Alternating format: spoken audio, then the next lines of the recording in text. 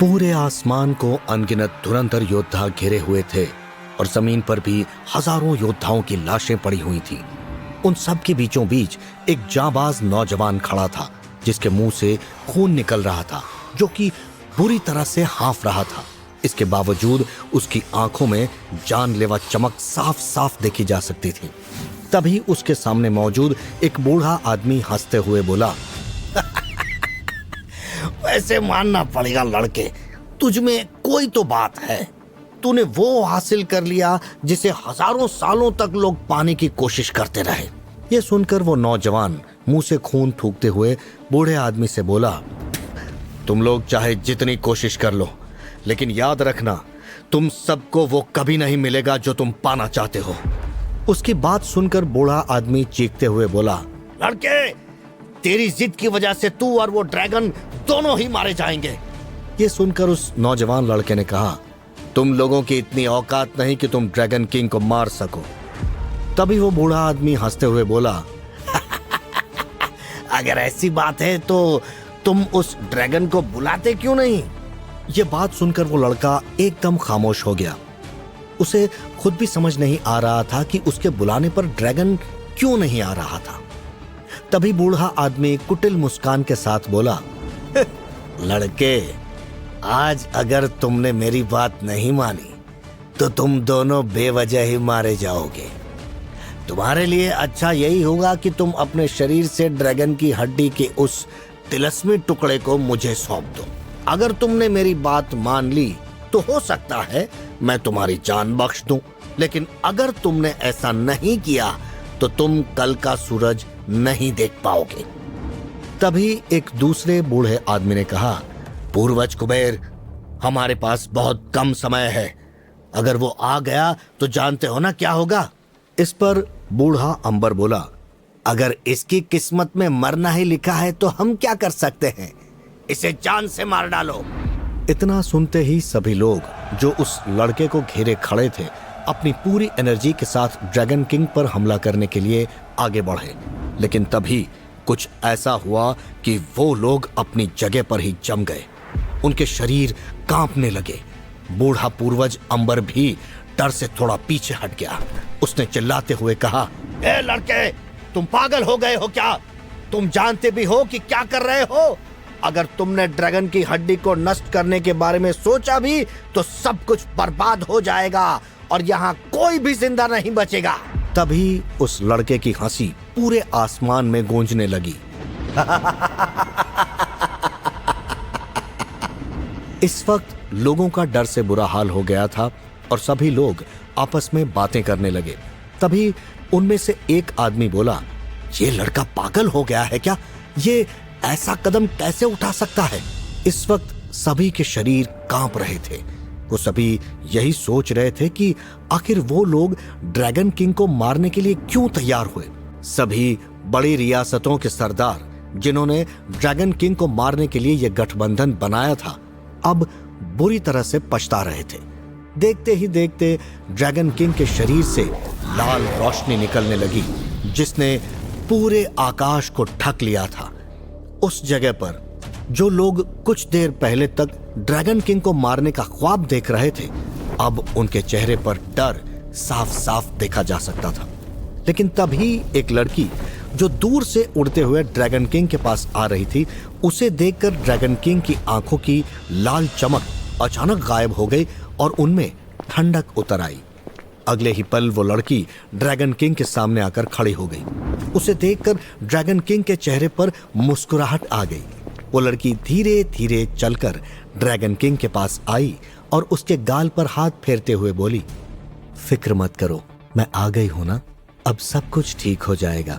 उसने कुछ देर पहले तक सभी को मारने के लिए ड्रैगन की हड्डी को नष्ट करने का फैसला लिया था, लेकिन अब धीरे धीरे वो लाल रोशनी गायब होने लगी थी। उस लड़की ने मुस्कुराते हुए ड्रैगन किंग को देखा। अगले ही पल उसके हाथ में एक बड़ी सी तलवार दिखाई देने लगी। इस वक्त ड्रैगन किंग भी मुस्कुराते हुए उस लड़की को ही देख रहा था। उस तलवार की भयंकर एनर्जी ड्रैगन किंग को भी महसूस हो रही थी, जिससे उसे अपने ऊपर एक दबाव महसूस हो रहा था। उसने धीरे से उस लड़की से कहा, अगर आज तुम यहां नहीं आती तो तुम आज के बाद मुझे कभी नहीं देख पाती। अभी उसने इतना बोला ही था कि उस लड़की ने वो बड़ी सी तलवार ड्रैगन किंग के सीने में उतार दी। वो तलवार उसके दिल को चीरते हुए उसकी पीठ से बाहर निकल गई। ये देखकर ड्रैगन किंग के चेहरे के भाव बदल गए। वो समझ ही नहीं पाया कि उसके साथ ये क्या हुआ। उसे ऐसा महसूस हुआ जैसे वो तलवार कोई आम तलवार नहीं थी, बल्कि वो तलवार इतनी भयानक थी कि उसने ड्रैगन किंग की प्रोटेक्टिव शील्ड को भी तोड़ दिया था। इस वक्त ड्रैगन किंग की आंखों में हैरानी साफ साफ देखी जा सकती थी। वहीं पूर्वज और बाकी लोग ये दृश्य देखकर खुश हो गए थे। ड्रैगन किंग उस लड़की को देखकर बोला, आखिर तुमने ऐसा क्यों किया? ये कहते हुए उसकी आंखें बंद हो गई और वो जमीन पर गिर पड़ा। देखते ही देखते उसके शरीर की लाल रोशनी गायब हो गई और उसका शरीर ठंडा पड़ गया। 10,000 साल बाद एक लड़का अंधेरे कमरे में चारपाई पर लेटा हुआ था। उसके पास कोई नहीं था। ऐसा लग रहा था जैसे इंसानी हड्डियों का ढांचा चारपाई पर लेटा हो। उसकी मॉम पूरे दिन बाहर मेहनत करती थी ताकि अपने बच्चे के इलाज के लिए दवाइयों का इंतजाम कर सके और उसका अच्छे से इलाज करवा सके। लेकिन इस बार डॉक्टरों ने भी जवाब दे दिया था कि अब अर्जुन का बचना मुश्किल है और वो अब ज्यादा दिन तक जिंदा नहीं बच पाएगा। जब उसकी मॉम ने डॉक्टर की बात सुनी तो वो बहुत ज्यादा डर गई। डॉक्टर से मिलने के बाद वो वहां से निकल गई। उसके दिमाग में यही चल रहा था कि क्या उसे उन लोगों के पास जाना चाहिए, लेकिन उसकी सेल्फ रिस्पेक्ट उसे ऐसा करने नहीं दे रही थी। फिर उसने अपने आप से कहा, क्या मेरी सेल्फ रिस्पेक्ट मेरे बेटे से बढ़कर है? क्या हुआ अगर उन बातों को 22-23 साल बीत चुके हैं? जब उन्हें अर्जुन के बारे में पता चलेगा तो वो बहुत ज्यादा खुश होंगे। शालिनी लगातार इन्हीं बातों को सोच रही थी।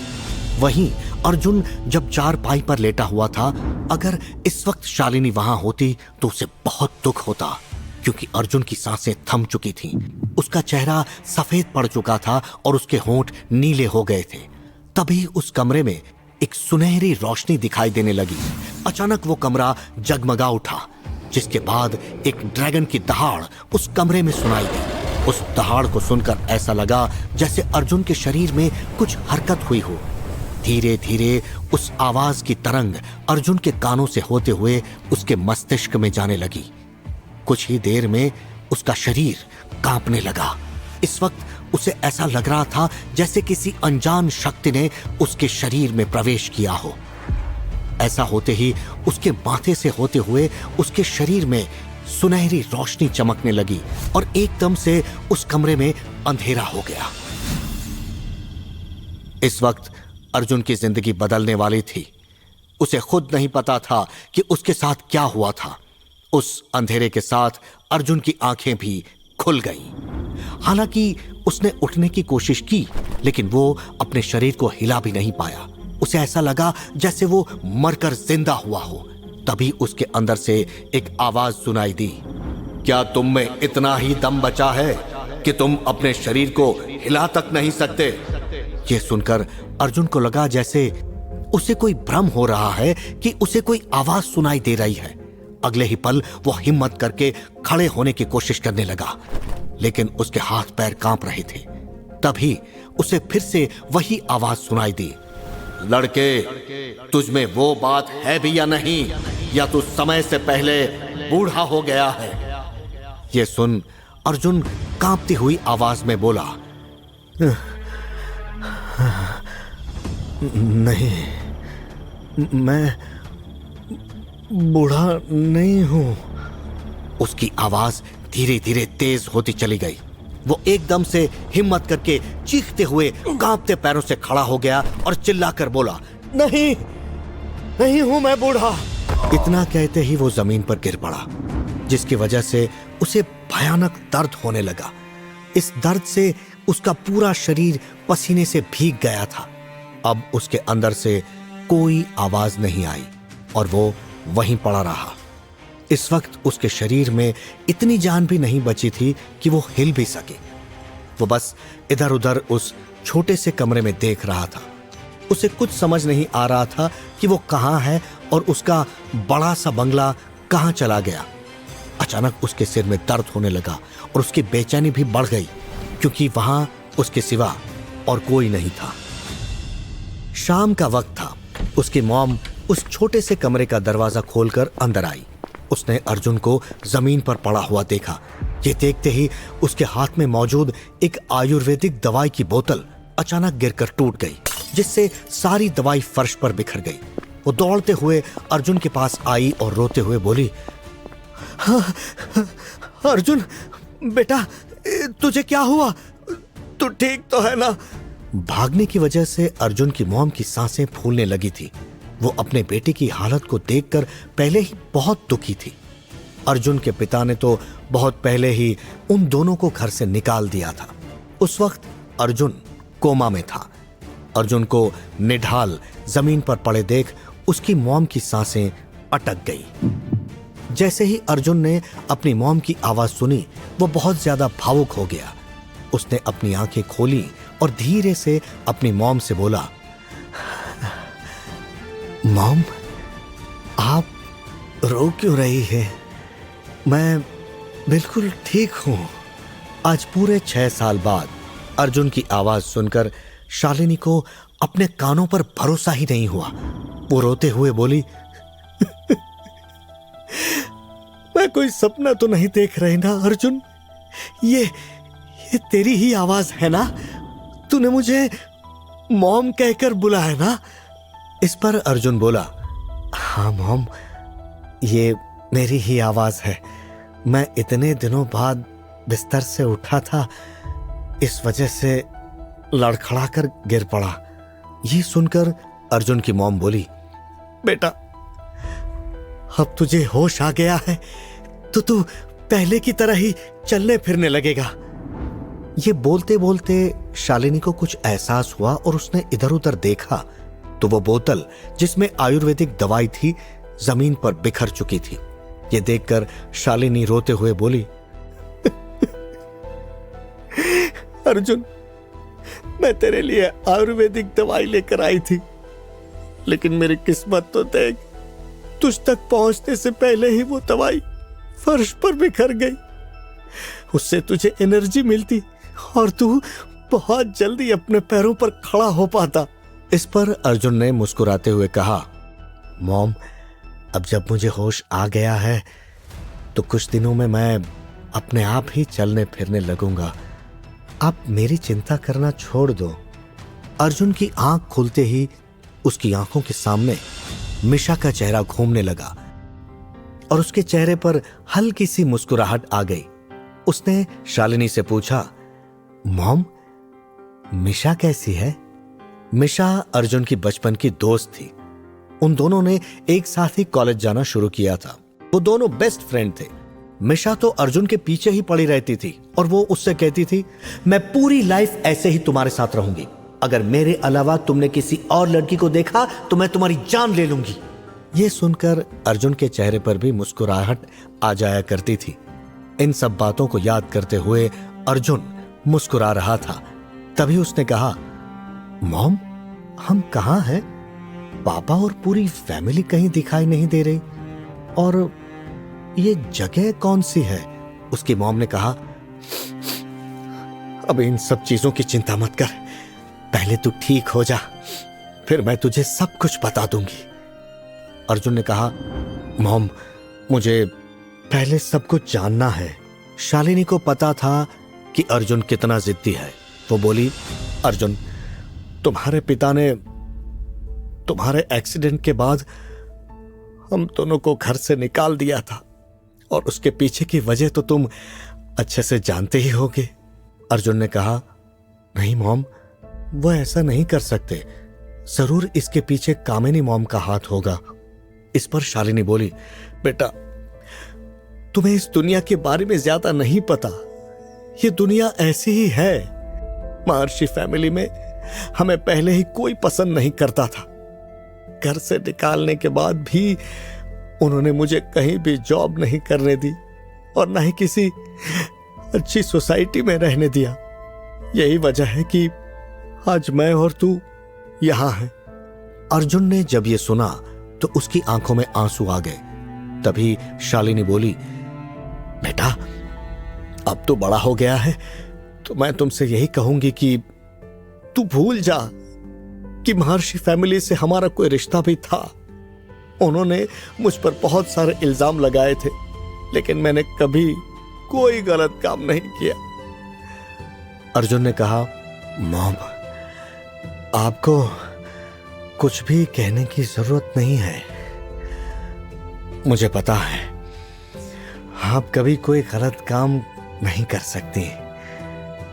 मॉम मुझे आपसे पूछना था कि हमें तो दादाजी लेकर आए थे और उन्होंने हमसे प्रॉमिस किया था कि वो हमें कभी भी घर से नहीं निकालेंगे। फिर उन्होंने अपना प्रॉमिस क्यों तोड़ा? रोते हुए शालिनी बोली, बेटा तू आराम कर, तेरी सांसें भी फूल रही हैं। बाकी बातें मैं तुझे बाद में बताऊंगी। अभी बस इतना कहना चाहूंगी कि तेरे दादाजी ने कभी कोई प्रॉमिस नहीं तोड़ा। अगर अर्जुन के दादाजी ने प्रॉमिस नहीं तोड़ा तो फिर उन्हें घर से क्यों निकाला गया और अर्जुन 6 साल तक बिस्तर पर क्यों था? और अब ड्रैगन किंग का क्या होगा, जानने के लिए सुनिए किंग ऑफ ड्रैगन का अगला एपिसोड सिर्फ पॉकेट एफएम पर।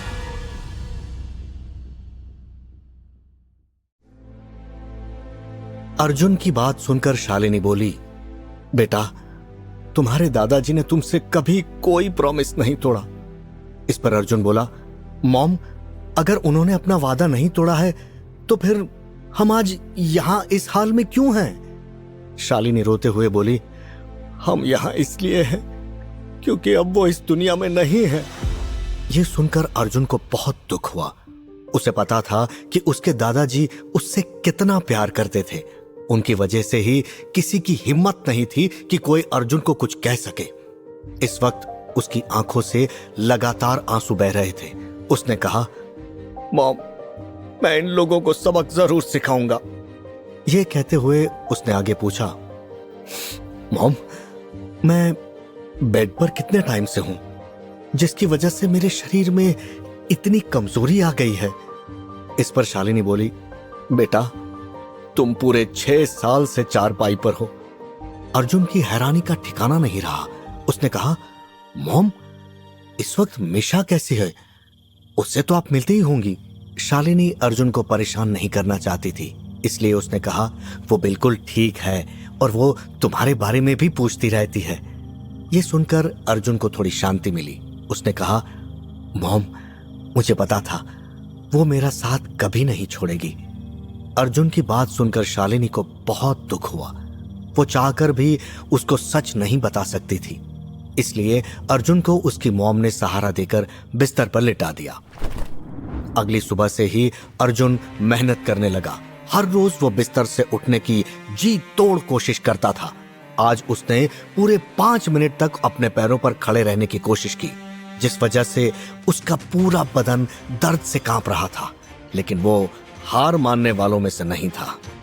ऐसे ही कई दिनों तक वो अपने शरीर को मजबूत बनाने के लिए लगातार मेहनत करता रहा। उसके पास खाने के लिए अच्छी चीजें भी नहीं थीं जिनसे उसके शरीर को ताकत मिल सके, लेकिन इसके बावजूद उसने हिम्मत नहीं हारी। वो लगातार अगले 15 दिनों तक मेहनत करता रहा क्योंकि वो अपनी मॉम को सरप्राइज देना चाहता था। आज वो अपने कमजोर पैरों पर पूरे 2 घंटे खड़ा रहा। यह देखकर उसकी खुशी का ठिकाना नहीं रहा। अब वो जल्द से जल्द मिशा से मिलना चाहता था। जब उसकी मॉम शाम को काम से घर लौटी तो उसने अपने सामने अर्जुन को खड़ा देखकर खुशी से कहा, अर्जुन मेरे बेटे, तू अपने पैरों पर सही सलामत खड़ा है। थैंक यू भगवान, आपने मेरी विनती सुन ली। अपनी मॉम की खुशी देखकर अर्जुन बोला, मॉम देखना मैं बहुत जल्द पहले जैसा हो जाऊंगा, लेकिन मॉम अब मुझे मिशा से मिलना है। यह सुनकर शालिनी बोली, बेटा अभी तुम्हारी तबीयत इतनी भी ठीक नहीं हुई है। देखो तो अभी भी तुम कितने कमजोर हो। मेरी बात मानो, कुछ दिन की बात और है, फिर तुम बिल्कुल ठीक हो जाओगे। लेकिन अर्जुन जिद पकड़कर बैठ गया और बोला, मॉम, चाहे कुछ भी हो जाए, मुझे मिशा से मिलना है। मैं आपसे कितने दिनों से उसके बारे में पूछ रहा हूं, लेकिन आप कुछ बता नहीं रही और मुझे उससे मिलने भी नहीं दे रही। ये सुनकर शालिनी सोचने लगी, ये लड़का तो बहुत ज्यादा जिद्दी है। लगता है इसका सच से सामना करवाना पड़ेगा। उसने कुछ सोचकर जवाब दिया, ठीक है बेटा, अगले हफ्ते हम मिशा से मिलने चलेंगे। अपनी मॉम की बात सुनकर अर्जुन के चेहरे पर मुस्कुराहट आ गई। धीरे धीरे एक हफ्ता बीत गया और पूरे हफ्ते अर्जुन मिशा के बारे में ही सोचता रहा। अगली सुबह उसकी मॉम ने कहा, अर्जुन, आज मैं जल्दी घर आ जाऊंगी, फिर हम मिशा से मिलने चलेंगे। यह सुनकर अर्जुन की खुशी का ठिकाना नहीं रहा। शाम को जब उसकी मॉम अपना काम खत्म करके घर आई तो फिर वो दोनों ऑटो में बैठकर मिशा से मिलने के लिए निकल गए। तकरीबन 1 घंटे बाद ऑटो एक बड़े से बंगले के सामने आकर रुकी। उस बंगले को बहुत अच्छे से सजाया गया था। आज के दिन बंगले के अंदर कुछ ज्यादा ही चहल पहल थी। हालांकि अर्जुन की हाइट 6 फीट से ज्यादा थी और उसका रंग भी गोरा था, लेकिन इतने सालों तक बेहोश रहने की वजह से वो बहुत कमजोर हो गया था। होश में आने के बाद मेहनत करने के कारण जहां उसके स्वास्थ्य में सुधार हुआ था, वहीं धीरे धीरे उसके चेहरे की चमक भी बढ़ रही थी। उसने कहा, मॉम, ये मिशा के घर में इतनी सजावट क्यों है? लेकिन शालिनी की हिम्मत ही नहीं हुई कि वो अर्जुन को कुछ बता सके। वो दोनों बातें करते हुए जैसे ही आगे बढ़े, गार्ड ने उन्हें मेन डोर पर ही रोक लिया। पहले तो गार्ड ने उन दोनों को ऊपर से नीचे तक देखा, फिर वो उनके पुराने कपड़े देखकर मुंह बनाते हुए बोला, कहां घुसे चले आ रहे हो तुम दोनों? दोनों सक पकाकर उसकी तरफ देखने लगे तो वो आगे बोला, पता नहीं तुम जैसे भिखारियों को किसी भी बड़े फंक्शन के बारे में कैसे पता चल जाता है, जो तुम लोग कहीं भी मुंह उठाकर चले आते हो। ये सुनकर शालिनी को बहुत शर्मिंदगी महसूस हुई। वहीं इस पर अर्जुन को बेहद गुस्सा आ गया और वो तीखे स्वर में बोला, जुबान संभाल कर बात करो। अर्जुन की अकड़ देखकर गार्ड गुस्से से चिल्लाया, लड़के, अकड़ तो तू ऐसे दिखा रहा है जैसे किसी बड़ी फैमिली से आया हो। बुढ़िया, तुझे सुनाई नहीं दिया मैंने क्या कहा? अपने लड़के को लेकर जल्दी यहाँ से दफा हो जा, नहीं तो तुम दोनों को धक्के मारकर यहाँ से निकालना पड़ेगा। अर्जुन गुस्से में बोला, अगर तुमने एक भी शब्द आगे कहा तो मैं मिशा से कहकर तुम्हें नौकरी से निकलवा दूंगा।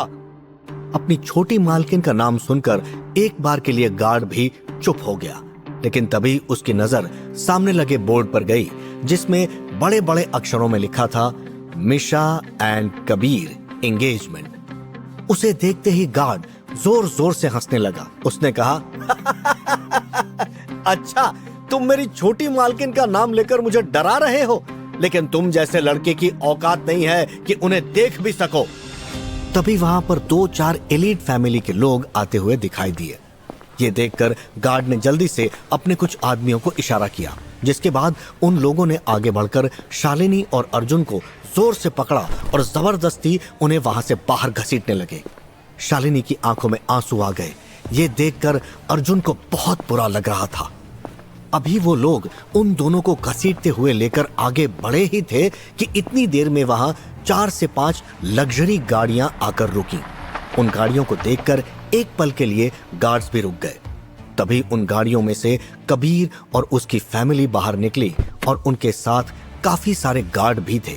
लेकिन जैसे ही कबीर ने सामने खड़ी शालिनी और अर्जुन को देखा तो उसके चेहरे की मुस्कुराहट बड़ी हो गई। कबीर और कोई नहीं बल्कि अर्जुन का सौतेला बड़ा भाई था। उसके साथ महर्षि फैमिली थी। जैसे ही सभी ने उन दोनों को देखा, उनके चेहरे पर घृणा के भाव आ गए।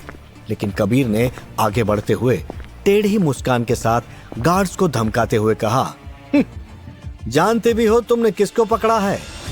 ये सुनकर गार्ड्स डर गए और उन्होंने जल्दी से शालिनी और अर्जुन को छोड़ दिया। शालिनी ने जब अपने सामने कामिनी को देखा तो नजरें झुका ली। तभी कबीर बोला, छोटी मॉम, अब कैसी हैं? और इतने सालों से अब कहां थी? इस पर अर्जुन ने कबीर को देखा तो उसके चेहरे पर भी मुस्कुराहट आ गई, लेकिन उसे नहीं पता था कि कबीर उसके साथ क्या करने वाला था। अर्जुन ने मुस्कुराहट के साथ पूछा, कबीर भाई आप कैसे हैं?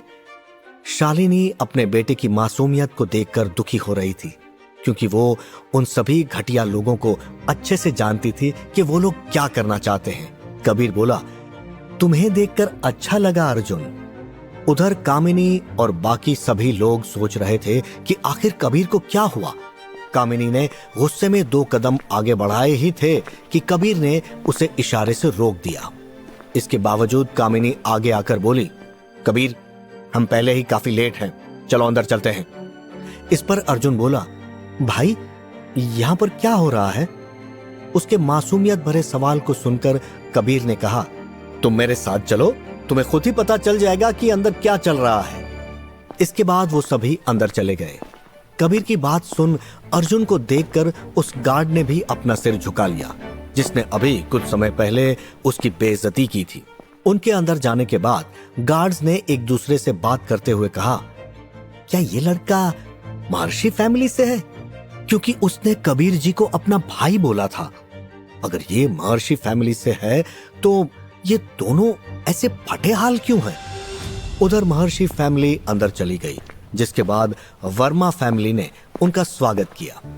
अभी भी महर्षि फैमिली के कुछ सदस्य वहां नहीं पहुंचे थे। इस वक्त तक अर्जुन और शालिनी पीछे थे, लेकिन शालिनी को तो पहले से ही पता था कि वहां क्या होने वाला है। बस उसे इस बात का डर था कि वो अर्जुन को कैसे संभालेगी। उसने अर्जुन से धीरे से कहा, बेटा मेरा दिल बहुत घबरा रहा है, चलो यहां से चलते हैं। लेकिन अर्जुन ने उसकी बात नहीं मानी और बोला, मॉम आज तो मैं मिशा से मिलकर ही रहूंगा। इतनी देर में उसकी नजर दूर से आती हुई मिशा पर पड़ी, जो देखने में बहुत खूबसूरत और आकर्षक लग रही थी। उसने सफेद रंग की ऑफ शोल्डर लॉन्ग ड्रेस पहनी हुई थी, जिसमें वो बहुत ही खूबसूरत लग रही थी। उसके साथ उसकी कुछ फ्रेंड्स भी थीं, लेकिन जैसे ही वो पास आई उसने कबीर को गले से लगा लिया। ये देखकर अर्जुन के पैरों तले जमीन खिसक गई। शालिनी को बस इसी बात का डर था। कबीर ने भी उसे गले लगाते हुए कहा, मिशा मैं तुम्हें किसी से मिलवाना चाहता हूं। इतना कहकर उसने अपने छोटे भाई नीरव को इशारा किया, जिससे नीरव के चेहरे पर एक मुस्कुराहट आ गई। इस वक्त वहां पर सभी लोग मौजूद थे, सिवाय उनकी छोटी बहन कशिश और उनके पापा के। तभी नीरव अर्जुन का हाथ पकड़कर उसे आगे लेकर आया। अब सभी को समझ आ गया कि कबीर क्या करना चाहता था। जैसे ही मिशा ने अर्जुन को देखा तो वो एक पल के लिए हैरान रह गई। उसने हल्की सी मुस्कुराहट के साथ कहा, तो तुम ठीक हो गए?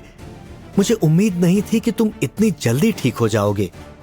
लेकिन इस वक्त अर्जुन की आंखों में आंसू थे। तभी कबीर ने हंसते हुए कहा, देखा जैसे ही अर्जुन को पता चला कि आज हमारी एंगेजमेंट है तो वो हमारे लिए यहां तक आ गया। कबीर की बात सुन अर्जुन की आंखों से आंसू टपकने लगे। वो हिम्मत करके बोला, मिशा तुम तो मुझसे प्यार करती थी, तो फिर ये सब। ये सुनकर एक पल के लिए वहां सन्नाटा छा गया। कबीर भी अर्जुन को ही देख रहा था। वो जानता था कि अर्जुन की बात सुनकर मिशा का क्या जवाब होगा। उसकी बात सुनकर मिशा बोली, अर्जुन तुम जिस प्यार की बात कर रहे हो वो हमारा बचपना था। उस वक्त हम 17 साल के थे और हमें दुनियादारी की कोई समझ भी नहीं थी।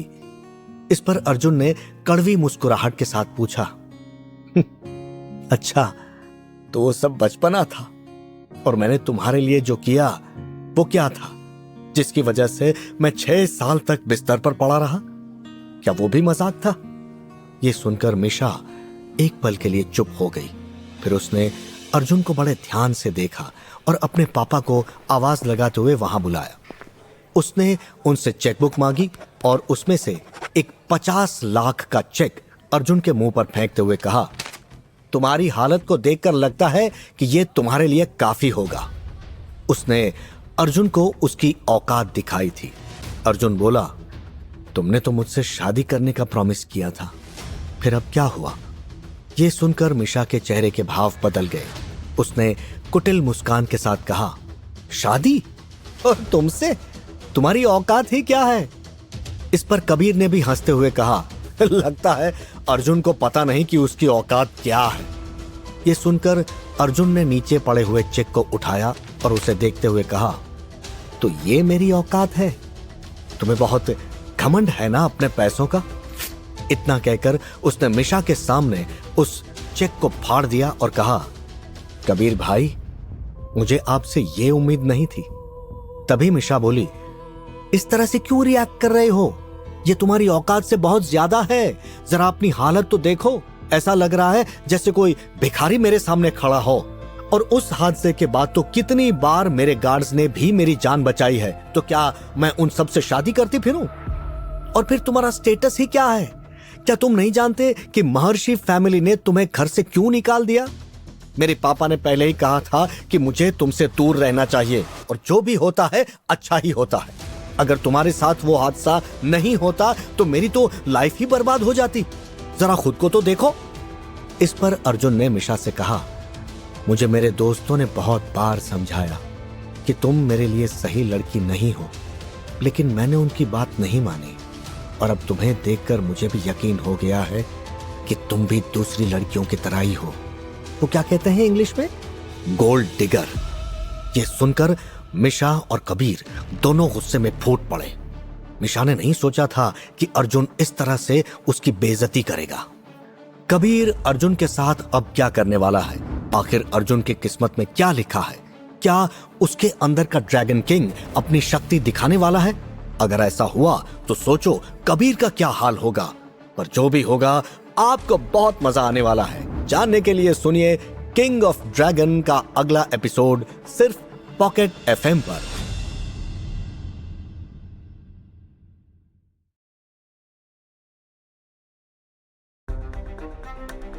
अर्जुन के गोल्ड डिगर कहने पर मिशा चिढ़ते हुए बोली, तुम्हारी हिम्मत कैसे हुई मुझे गोल्ड डिगर कहने की? इसी के साथ कबीर ने अर्जुन को एक जोरदार थप्पड़ जड़ दिया, जिससे वो लड़खड़ा कर जमीन पर गिर पड़ा।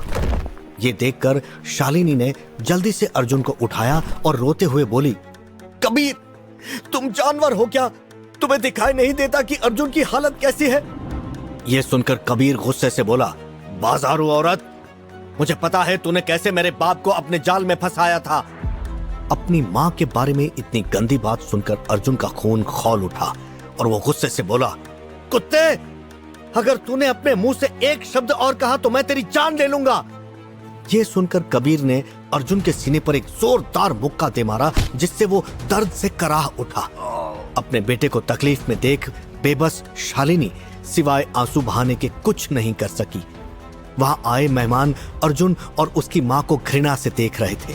तभी कबीर चिल्लाते हुए बोला, अपनी जिंदगी का इतना खास दिन मैं इन मनहूस लोगों की वजह से बर्बाद नहीं कर सकता। अगले ही पल उसने अपने बॉडीगार्ड्स को इशारा करते हुए सख्ती से कहा, इन दोनों को उठाकर बाहर फेंक दो। ये कहते हुए आगे बढ़कर उसने मिशा के आंसू पोंछे और बोला, बेबी, तुम देखना, अगर मैंने इसे खाने के लिए नहीं तरसाया तो मेरा नाम भी कबीर महर्षि नहीं। ये सुनकर अर्जुन बोला, कबीर महर्षि, तूने आज जो मेरी मॉम के साथ किया है उसे मैं कभी नहीं भूलूंगा, और तू याद रखना, ये तेरी सबसे बड़ी गलती थी। तूने सबके सामने मेरी मॉम की बेइज्जती की है। अगर मैंने भी तुझे इस गलती की सजा नहीं दी तो मेरा नाम भी अर्जुन नहीं। देखना, एक दिन तो खुद मेरी मॉम से माफी मांगने आएगा। अभी अर्जुन ने इतना बोला ही था कि कबीर ने आगे बढ़कर उसे एक और थप्पड़ जड़ दिया और अपने आदमियों से कहा, निकम्मो, तुम सब इसकी बकवास क्यों सुन रहे हो? तुम लोगों को सुनाई नहीं देता है मैंने क्या कहा? इस पर शालिनी बोली, मैं चाहूं तो तुम्हें एक पल में बर्बाद कर सकती हूं, लेकिन मैं तुम्हारे जैसी नहीं हूं। यह सुनकर कबीर जोर से हंसते हुए बोला, लगता है ये दोनों माँ बेटे पागल हो गए हैं। अगले ही पल उन दोनों को बाहर फेंक दिया गया, जिसके बाद शालिनी ने अर्जुन को उठाया और वहां से आगे बढ़ गई। उसने धीमी आवाज में अफसोस के साथ कहा, अर्जुन, मैं तुम्हें ये पहले ही बता देना चाहती थी, लेकिन मुझ में ये बताने की हिम्मत ही नहीं थी। इस पर अर्जुन बिना कुछ कहे चुपचाप आगे बढ़ता जा रहा था। ऐसे ही चलते हुए उन्हें आधा घंटा हो गया और हाईवे पर जाकर उन्हें एक ऑटो मिल गया। शालिनी अपने बेटे को देखकर डरी हुई थी। उसने आवाज देकर अर्जुन को ऑटो में बैठने को बोला, लेकिन जब उसने अपनी मॉम की बात को अनसुना कर दिया तब शालिनी ने उसका हाथ पकड़कर उसे ऑटो में बिठाने की कोशिश की। तभी अर्जुन ने धीरे से हाथ छुड़ाते हुए कहा, मॉम आप चलो, मैं थोड़ी देर में आता हूं। यह सुनकर शालिनी बोली, बेटा तुम क्या करने की सोच रहे हो? उन लोगों से अब हमारा कोई रिश्ता नहीं है। अच्छा यही होगा कि तुम उस लड़की को भूल जाओ।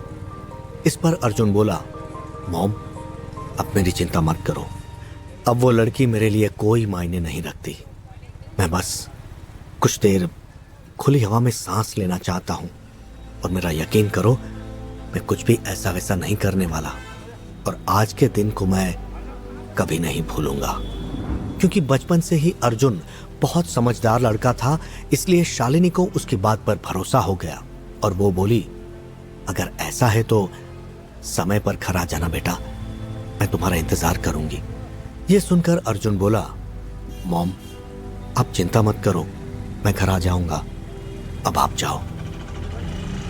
अपनी मॉम को घर भेजकर अर्जुन पैदल ही हाईवे पर चलने लगा। चलते चलते उसे मिशा के साथ बिताए वो पल याद आ रहे थे। उन यादों के साथ उसकी आंखों से लगातार आंसू बह रहे थे। अभी चलते हुए उसे कुछ देर ही हुई थी कि अचानक एक पत्थर पर पैर पड़ने से वो लड़खड़ाकर हाईवे के बीचों बीच गिर गया। तभी एक ब्लैक लग्जरी कार अचानक तेज स्पीड से उसके सामने आकर रुकी। उसकी किस्मत इतनी अच्छी थी कि वो कार उससे 4 इंच की दूरी पर ही रुक गई थी, लेकिन वो इस कदर अपने ख्यालों में खोया हुआ था कि उसे बिल्कुल भी फर्क नहीं पड़ा और वो अपनी जगह पर ही खड़ा रहा। इतने में ही उस कार से black top and white jeans में एक खूबसूरत लड़की बाहर निकली और उसने गुस्से से चिल्लाते हुए कहा, पागल लड़के, तुझे मरने के लिए मेरी ही गाड़ी मिली थी। अर्जुन ने जब पीछे मुड़कर देखा तो वो उस लड़की को देखता ही रह गया। वो लड़की उसे न जाने क्या क्या सुना रही थी कि अचानक उसकी नजर अर्जुन की मासूम आंखों से टकराई, जिनमें से बहते आंसू साफ साफ दिखाई दे रहे थे। ये देखकर एक पल के लिए उस लड़की का बोलना बंद हो गया। इतने में ही उस लड़की के 10 से 12 बॉडीगार्ड्स भी उतरकर वहां आ गए। उस लड़की को अर्जुन की आंखों में दर्द के साथ उसकी तड़प भी साफ साफ दिखाई दे रही थी, लेकिन वो तुरंत अपने होश में आ गई और फिर चिल्लाते हुए अर्जुन से बोली, क्या तुम पागल हो? पर जब उसे एहसास हुआ कि उस लड़के से बात करने का कोई फायदा नहीं है तो वो मुड़कर वापस जाने लगी। लेकिन तभी अचानक अर्जुन ने तेजी से कदम बढ़ाए और उस लड़की का हाथ पकड़कर उसे अपनी तरफ खींच लिया। ये सब इतनी जल्दी हुआ कि वो लड़की कुछ समझ ही नहीं पाई। तभी उस लड़की के पास से कुछ बाइकर निकले और अर्जुन ने उनकी तरफ अपनी पीठ कर ली। इस वक्त अर्जुन उस लड़की को अपने सीने से लगाए हुए था। एक पल के लिए तो उस लड़की को कुछ भी समझ नहीं आया, लेकिन जैसे ही वो अपने होश में आई तो उसे ऐसा लगा जैसे उस लड़के ने उसका फायदा उठाया हो। इस वक्त उस लड़की के गुस्से का कोई ठिकाना नहीं था। लड़की ने अर्जुन को धक्का दिया, जिससे अर्जुन फिर से लड़खड़ाकर जमीन पर गिर गया और बॉडीगार्ड्स भी उसकी तरफ दौड़ पड़े। तभी उस लड़की की असिस्टेंट युक्ति जल्दी से आकर बोली, मैडम आप ठीक तो है ना? आपको कुछ हुआ तो नहीं? लेकिन उस लड़की ने कुछ नहीं कहा। अभी भी उसकी आंखें गुस्से से लाल थीं। वहीं अर्जुन को सब कुछ धुंधला दिखाई देने लगा था और धीरे धीरे उसकी आंखें बंद हो गईं। ये देख लड़की ने अपने बॉडीगार्ड से कहा, इस लड़के को जल्दी से उठाओ, ये ड्रामा तो ऐसे कर रहा है जैसे मेरे धक्का देने से मर ही गया हो।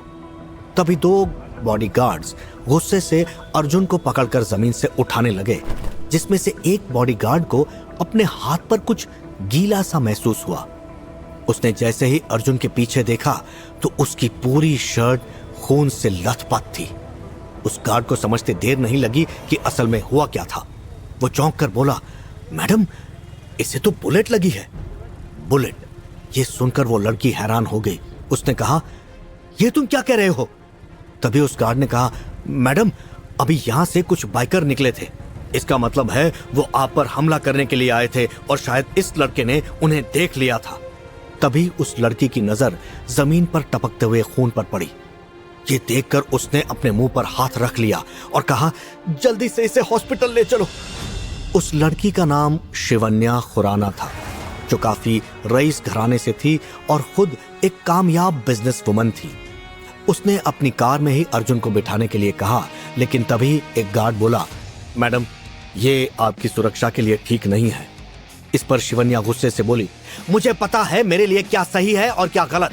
अगर इसे मुझे नुकसान ही पहुंचाना होता तो ये मेरे लिए अपनी जान खतरे में क्यों डालता? देखो इसे, ये पहले से ही कितना कमजोर है। बातें करना बंद करो और जल्दी से हॉस्पिटल चलो। ये कहते हुए शिवन्या जल्दी से कार में बैठ गई। इस वक्त उसकी नजर अर्जुन के चेहरे पर ही थी। देखते ही देखते शिवन्या ने अर्जुन के कंधे पर हुए घाव पर अपना हाथ रख लिया और उसका सिर अपनी गोद में रख लिया। वो एकटक अर्जुन के चेहरे को ही देखे जा रही थी। इसी दौरान उसकी असिस्टेंट भी कार में आगे आकर बैठ गई। शिवन्या के दिमाग में अब यही चल रहा था कि आखिर उस पर हमला किसने किया था और इस लड़के ने उसे क्यों बचाया था। अर्जुन को देखकर शिवन्या की आंखों से आंसू छलक आए। वहीं इस वक्त अर्जुन की आंखें बंद थीं। उसके चेहरे पर आंसू साफ साफ दिखाई दे रहे थे, जिससे पता लग रहा था कि वो लड़का बहुत देर से रो रहा था। वहीं दूसरी तरफ अर्जुन इस वक्त बादलों के ऊपर खड़ा था। उसे ऐसा लग रहा था जैसे वो मर चुका हो। उसके चारों तरफ एक सुनहरा ड्रैगन घूम रहा था और उस पर एक नौजवान लड़का बैठा हुआ था। उस लड़के ने कहा, तुमने एक लड़की की जान बचाने के लिए पहले ही अपने 6 साल बर्बाद कर दिए और आज फिर तुम वही गलती करने जा रहे हो। अर्जुन ने हैरानी से पूछा, कौन हो तुम? क्या मैं मर चुका हूं? तभी उस लड़के ने कहा, मैंने तुमसे जो पूछा है उसका जवाब दो। यह सुनकर अर्जुन बोला, मुझे जो ठीक लगा मैंने वही किया। अर्जुन का यह जवाब सुनकर वो लड़का हंसने लगा और वो बोला, एक बार धोखा खाने के बाद भी तुम्हें सबक नहीं मिला? तभी अर्जुन ने उसकी बात का जवाब देते हुए कहा, इसमें गलती मेरी ही थी, जो मैं उस लड़की के इरादे समझ नहीं पाया। मुझे नहीं पता था कि जो लड़की इतनी खूबसूरत है उसका दिल उतना ही बदसूरत होगा। उसकी बात सुनकर ड्रैगन पर बैठा लड़का किसी सोच में डूब गया और फिर कुछ देर बाद बोला, पता नहीं तुम जैसे कमजोर लड़के को मेरी शक्तियों का वारिस क्यों चुना गया है। तुम्हें देखकर तो नहीं लगता कि तुम अगले ड्रैगन किंग हो, और तुम्हारे लिए मैंने 10,000 साल तक इंतजार किया है। आज के बाद तुम्हारी जिंदगी पूरी तरह से बदल जाएगी। इतना कहते ही वो ड्रैगन पर बैठा लड़का बहुत तेज गति से अर्जुन की तरफ आया। कि देखकर अर्जुन ने अपनी आंखें बंद कर लीं और वो लड़का ड्रैगन के साथ ही अर्जुन की आत्मा में समा गया, जिसके बाद अर्जुन की आत्मा सुनहरे रंग से चमकने लगी। जिस वक्त शिवन्या अर्जुन को देख रही थी, उसे ऐसा लगा जैसे उसने अर्जुन के चेहरे पर एक सुनहरी चमक देखी हो, लेकिन वो समझ नहीं पाई कि वो क्या था। वो अर्जुन के चेहरे पर और अच्छे से ध्यान दे पाती उससे पहले ही वो लोग हॉस्पिटल पहुंच गए। बॉडीगार्ड्स ने जल्दी से अर्जुन को उठाया और इमरजेंसी वार्ड में ले गए। ये हॉस्पिटल खुराना फैमिली का ही था। उस हॉस्पिटल के ऊपर बड़े बड़े शब्दों में लिखा हुआ था RK ग्रुप हॉस्पिटल, जिसका मतलब था राजवीर खुराना ग्रुप। शिवन्या को वहां देखकर डॉक्टर भी घबरा गए थे और यह खबर हॉस्पिटल के सीनियर डॉक्टरों तक भी पहुंच गई थी। कुछ ही देर में डॉक्टर ने अर्जुन की सेहत को मॉनिटर करना शुरू कर दिया और उन्होंने सर्जरी करके सबसे पहले अर्जुन के कंधे से बुलेट निकाली। जब डॉक्टर ICU से बाहर आए तो शिवन्या वहीं पर थी। उसने पूछा, डॉक्टर, उस लड़के की तबीयत कैसी है? इस पर डॉक्टर बोले, शिवन्या मैडम, मुझे नहीं लगता कि वो लड़का बच पाएगा, क्योंकि उसकी हालत देखकर लग रहा है कि वो बहुत ही ज्यादा कमजोर है। जैसे कि इससे पहले भी वो किसी बड़ी बीमारी से जूझ रहा था, इसलिए कुछ भी कहा नहीं जा सकता। तभी शिवन्या को याद आया कि वो कैसे लड़खड़ाता हुआ हाईवे के किनारे पर चल रहा था और अचानक वो उसकी गाड़ी के सामने आ गया था। इसका मतलब वो बहुत कमजोर था। अभी शिवन्या खुराना इस बारे में सोच ही रही थी कि तभी एक नर्स दौड़ती हुई आई और उसने कहा, डॉक्टर, पेशेंट को होश आ गया है। ये सुनकर डॉक्टर हैरान रह गए। जब अर्जुन हॉस्पिटल में बेहोशी की हालत में था तो उस लड़के की शक्तियां उसके शरीर में विलीन हो चुकी थीं, जिसकी वजह से उसकी आंखें खुल गई थीं और उसे ऐसा महसूस हो रहा था जैसे वो बिल्कुल हवा की तरह हल्का हो गया हो। और तो और उसकी आंखों के सामने जितने भी डॉक्टर्स थे वो उनके शरीर की सभी हड्डियों को अपनी आंखों से देख सकता था। ये देखकर उसे बहुत अजीब महसूस हुआ और उसे आसपास की सभी आवाजें भी सुनाई दे रही थीं। उसने एक बार फिर अपनी आंखें बंद कर लीं और कुछ देर तक शांत रहा। धीरे धीरे वो सभी आवाजें उसे सुनाई देना बंद हो गईं। इस बार जब उसने अपनी आंखें खोली तो सब कुछ सामान्य था। इसके बाद वो बिस्तर से उठ गया। इस वक्त अर्जुन मरीज के कपड़ों में था। फिर वो बाहर की तरफ जाने लगा। इससे पहले कि डॉक्टर अंदर आ पाते अर्जुन खुद बाहर पहुंच गया था। हालांकि डॉक्टर उसे रोकने की कोशिश कर रहे थे, लेकिन उसने किसी की नहीं सुनी। शिवन्या भी उसे देखकर हैरान थी। शिवन्या ने उसे हैरानी से देखते हुए पूछा, तुम कैसे हो? तभी उसे सारी बातें याद आ गईं जो शिवन्या ने उससे कही थी। अर्जुन ने शिवन्या की बात का कोई जवाब नहीं दिया। उसने बस इतना कहा, मेरे कपड़े कहाँ हैं? लेकिन उसके कपड़े खून लगने की वजह से खराब हो चुके थे। तभी शिवन्या ने अपने असिस्टेंट को इशारा किया और वह जल्दी से दूसरे कपड़े लेकर आ गई। अर्जुन ने कपड़े हाथ में लिए और बदल लिए, क्योंकि उसे पता था कि अगर उसकी मां उसे इस हालत में देखती तो वो बहुत दुखी हो जाती। उसके बाद वो शिवन्या से बिना कुछ बोले वहां से आगे जाने लगा, लेकिन अचानक वो रुककर पीछे मुड़ा और शिवन्या से बोला, मैं तुम्हें एक सलाह देना चाहूंगा कि तुम्हारी जान खतरे में है। ये सुनकर शिवन्या की आंखें बड़ी हो गईं। वो उससे कुछ कह पाती इससे पहले ही अर्जुन आगे बढ़ गया। डॉक्टर भी उसे देखकर हैरान थे। डॉक्टर ने कहा, यह तो इम्पॉसिबल है। ये लड़का तो अच्छे से अपने पैरों पर चल भी नहीं सकता था, तो फिर ये इतनी तेजी से कहां जा रहा है? शिवन्या भी हैरानी से उसकी तरफ देखते हुए बोली, डॉक्टर, आप तो कह रहे थे कि इसकी हालत बहुत खराब है, लेकिन इसे देखकर तो ऐसा लग रहा है जैसे इसे कुछ हुआ ही नहीं। डॉक्टर भी ये सब देखकर कंफ्यूज थे। उन्होंने आज तक ऐसा कुछ नहीं देखा था। वहीं शिवन्या भी उसे जाते हुए देख रही थी, लेकिन साथ ही साथ उसके दिमाग में अर्जुन की वो सलाह भी घूम रही थी। आखिर अर्जुन किस खतरे की बात कर रहा था? अर्जुन के शरीर में समा चुकी वो प्राचीन ड्रैगन किंग की शक्तियां अब क्या रूप लेंगी? क्या वो पहली बार इन ताकतों को कंट्रोल कर पाएगा, या ये शक्तियां उसे खुद ही निगल जाएंगी? जानने के लिए सुनिए किंग ऑफ ड्रैगन का अगला एपिसोड सिर्फ पॉकेट एफएम पर।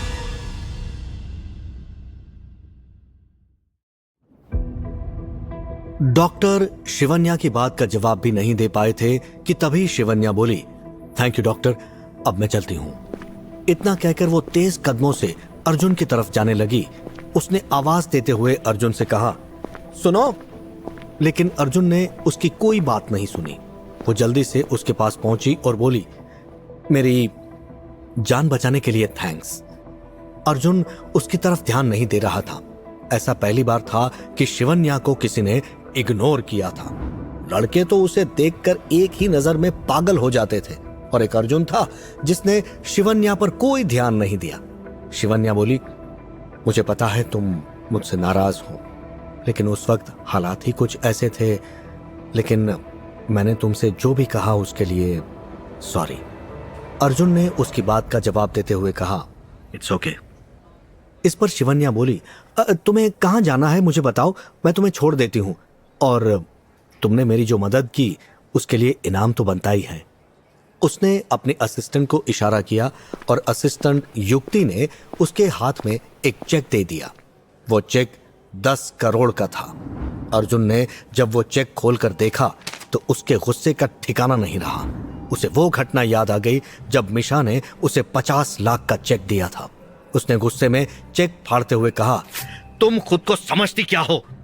और ये पैसे देकर तुम क्या दिखाना चाहती हो कि तुम किसी को भी खरीद सकती हो? अर्जुन की ऐसी हरकतें देखकर शिवन्या को बहुत बड़ा झटका लगा, क्योंकि वो तो अर्जुन के कपड़े देखकर यही सोच रही थी कि अर्जुन गरीब घर का लड़का है और इतने पैसे देखकर तो उसकी खुशी का ठिकाना नहीं रहेगा। लेकिन ये सब उसकी सोच से बिल्कुल उलट हुआ। वो सोच रही थी, क्या ये लड़का किसी बड़े परिवार से है जो इसने ये पैसे लेने से इनकार कर दिया? शिवन्या बहुत समझदार थी। वो बोली, मैं तुम्हें परेशान नहीं करना चाहती थी और अगर तुम्हें बुरा लगा तो सॉरी। ये सुनकर अर्जुन शांत हो गया, लेकिन शिवन्या उसे देखकर बहुत ज्यादा कंफ्यूज थी। शिवन्या ने आगे कहा, चलो मैं तुम्हें छोड़ देती हूं, इतना तो मैं तुम्हारे लिए कर ही सकती हूं। इस पर अर्जुन बोला, मैं कितने समय से यहां था? ये सुनकर शिवन्या बोली, तुम्हें पूरा 1 घंटा हो गया है। अर्जुन ने कहा, ओह, मैं बहुत ज्यादा लेट हूं, मेरी मॉम मेरा इंतजार कर रही होंगी, तुम मुझे मेरे घर तक छोड़ सकती हो। यह सुनकर शिवन्या के चेहरे पर मुस्कुराहट आ गई। उसके बाद वो अर्जुन और युक्ति को अपनी गाड़ी में बिठाकर वहां से निकल गई।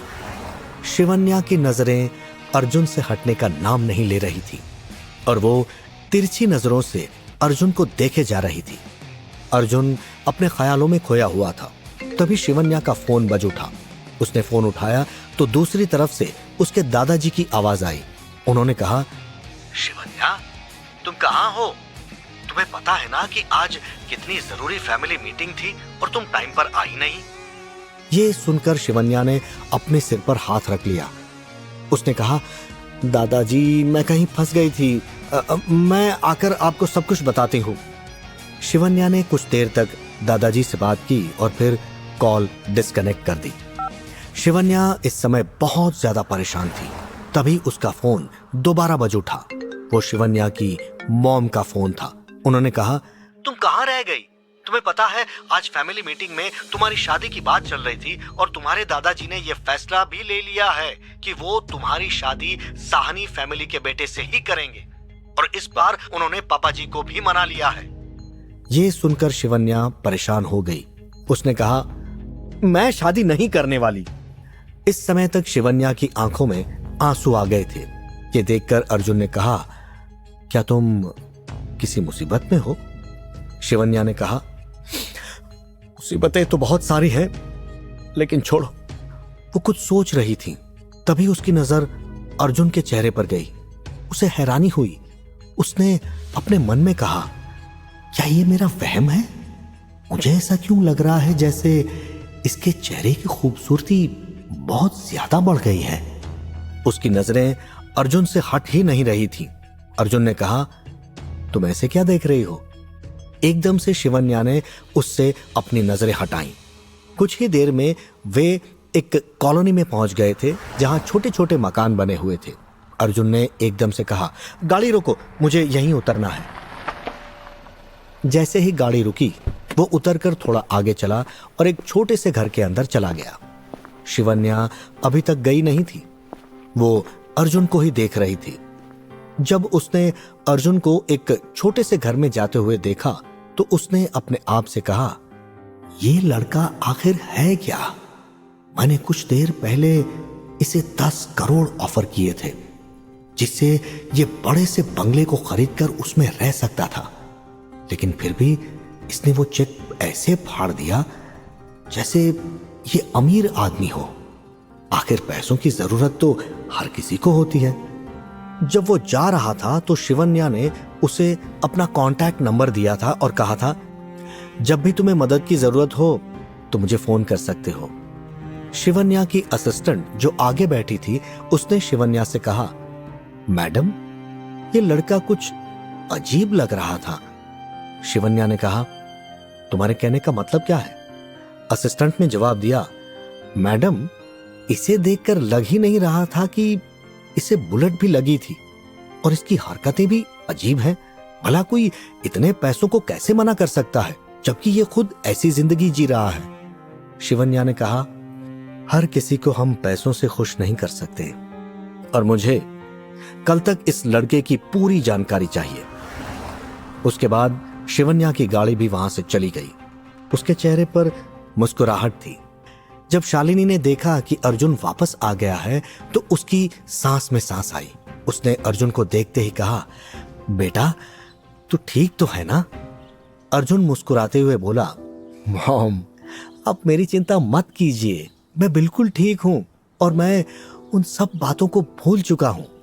शालिनी ने आगे कहा, तेरे कपड़ों को क्या हुआ और ये नए कपड़े कहां से आए? अर्जुन ने सोचते हुए कहा, मॉम वो कपड़े कीचड़ की वजह से खराब हो गए थे और जिसकी वजह से ये सब हुआ उसने मुझे दूसरे कपड़े दिलाए। उसने आगे कहा, अब मैं काफी थक गया हूं, बस थोड़ा आराम करना चाहता हूं। अर्जुन को किसी भी तरह की थकावट महसूस नहीं हो रही थी, बस वो अपनी मॉम से नजरें नहीं मिला पा रहा था, क्योंकि उसके सामने महर्षि फैमिली के लोगों ने उसकी मॉम की बेइज्जती की थी, जो अर्जुन को बिल्कुल भी बर्दाश्त नहीं था। बिस्तर पर लेटने से पहले अर्जुन ने अपनी मॉम से कहा, मॉम आज जो भी हुआ मैं उन लोगों से उसका बदला जरूर लूंगा। उसकी मां ने कहा, नहीं बेटा हम उनके जैसे नहीं हैं और मैं नहीं चाहती कि अब तुझ पर किसी भी तरह की कोई मुसीबत आए। बस तू आराम कर और तुझे अपनी पढ़ाई भी पूरी करनी है। अर्जुन ने कहा, ठीक है मॉम, मैं पढ़ाई के साथ साथ कोई काम भी कर लूंगा। अब आपको कोई काम करने की जरूरत नहीं है। यह सुनकर शालिनी की आंखों में आंसू आ गए।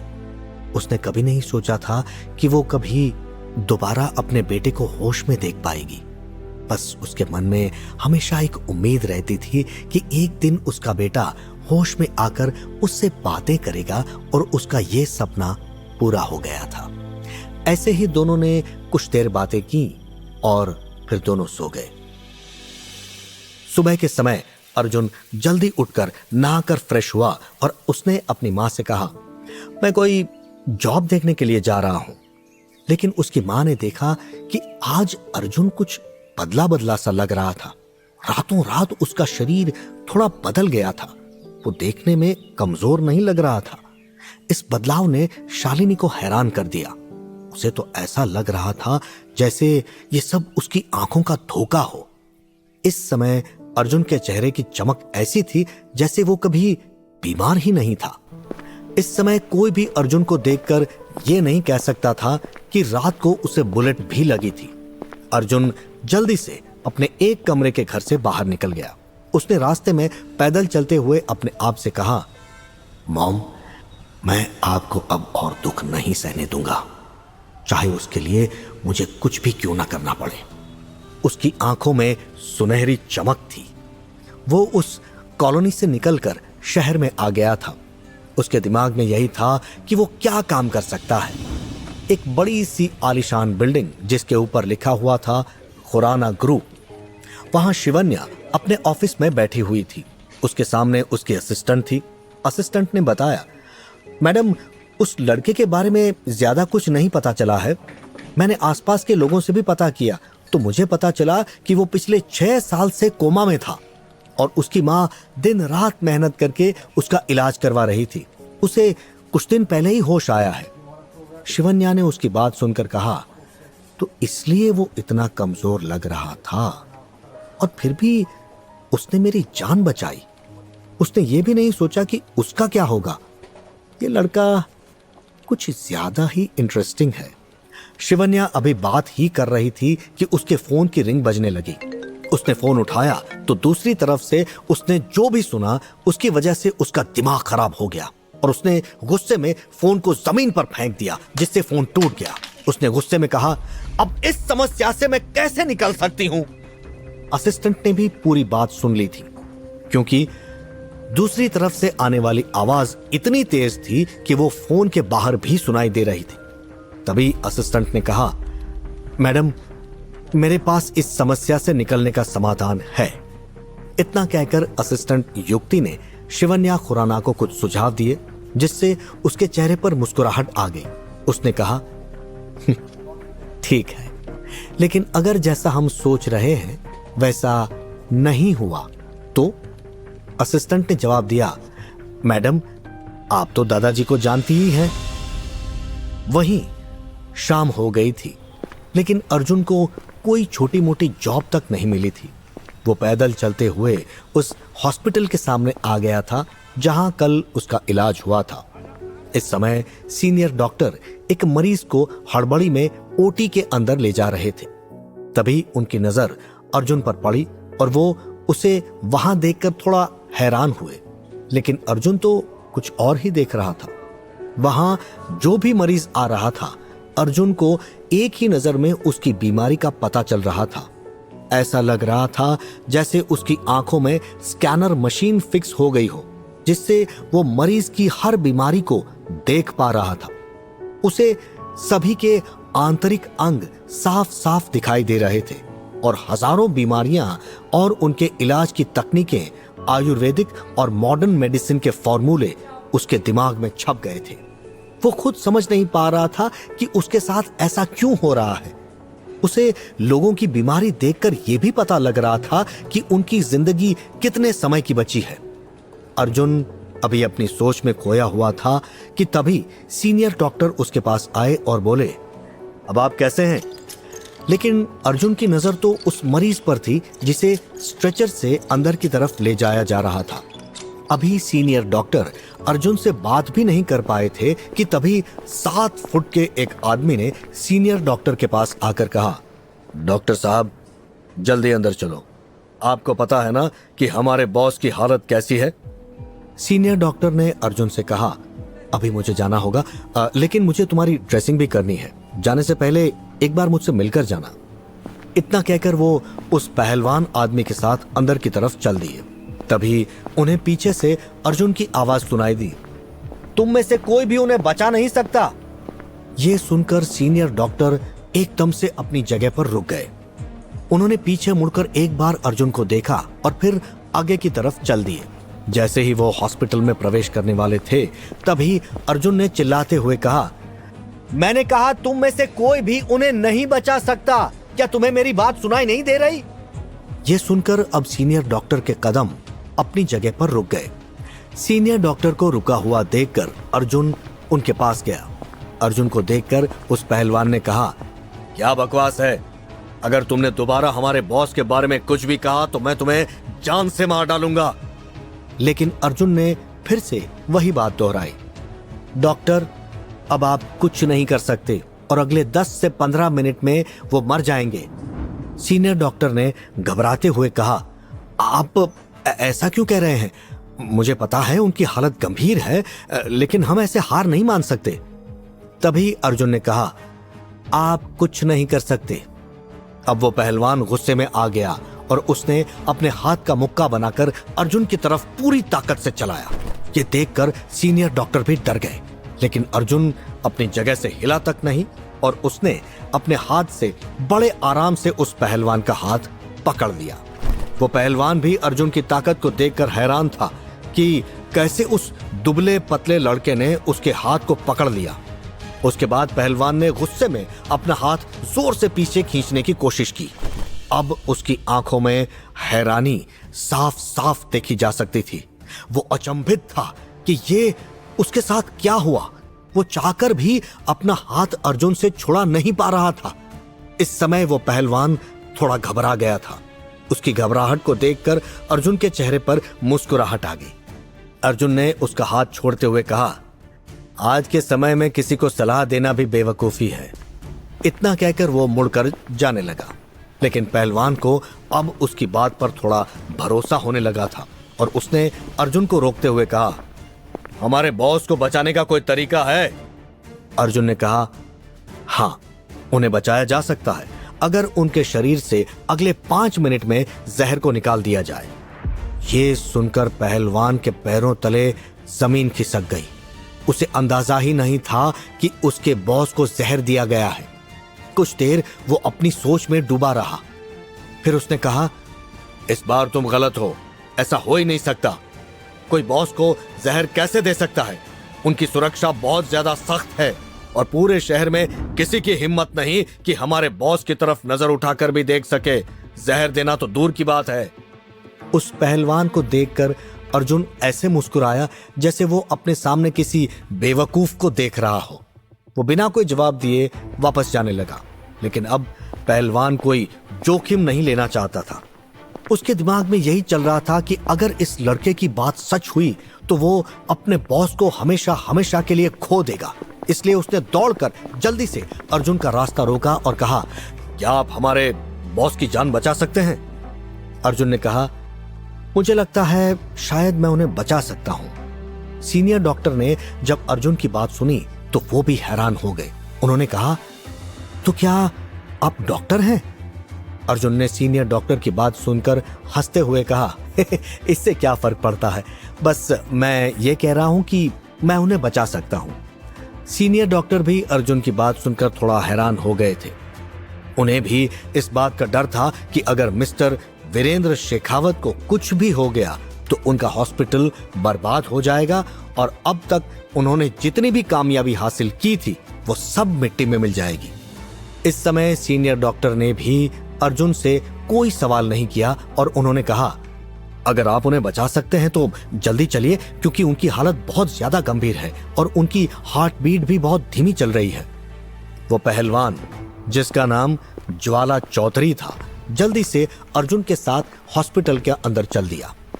उसके दिमाग में अभी भी अर्जुन की वही बातें चल रही थीं कि 10 मिनट में उसके बॉस मर जाएंगे।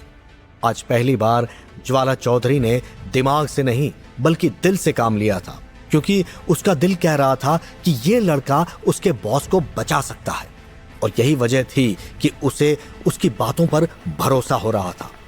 मिस्टर वीरेंद्र शेखावत ओटी में थे। अर्जुन ने चलते हुए सीनियर डॉक्टर से कहा, इस समय मुझे 10 चांदी की सुइयां चाहिए और इसमें बिल्कुल भी देरी नहीं होनी चाहिए। सीनियर डॉक्टर भी अर्जुन की बात सुनकर हैरान थे, क्योंकि ये पुरानी चिकित्सा पद्धति थी और अर्जुन की उम्र देखकर लग नहीं रहा था कि उसे ये तकनीक पता होगी।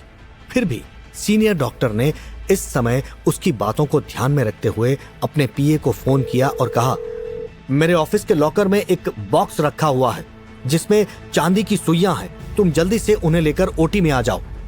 क्या अर्जुन वीरेंद्र शेखावत की जान बचा पाएगा या फिर अर्जुन किसी और मुसीबत में फंसने वाला है?